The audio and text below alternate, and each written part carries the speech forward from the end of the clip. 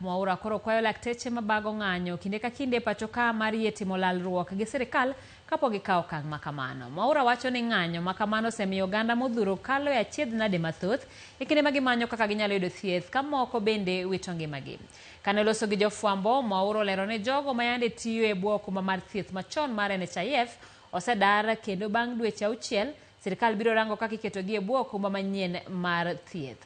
Erito chik mar daro lai manyien mar somo CBC, Mwaura wacho ni sirikal oseikore gi okenge madhi duoko chien moko kuom ohinga mar rocho chenro mag somo e skunde mar neno ni jopuonjre somo e lwasi maber kendo yudo ratiro margi mag somo. The government has embarked on curtailing the proliferation of alcoholic drinks outlets near basic education institutions. The existence of these outlets has hampered the government's efforts to promote a conducive and safe environment for learners.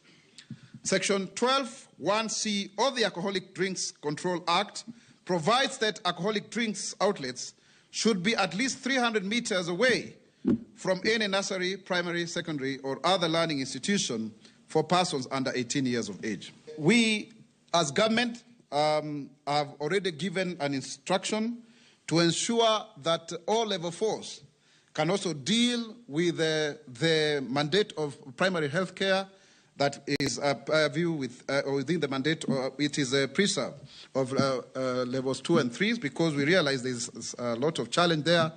And we ask level 4 hospitals to really register so that we have Kenyans benefiting, because the level 2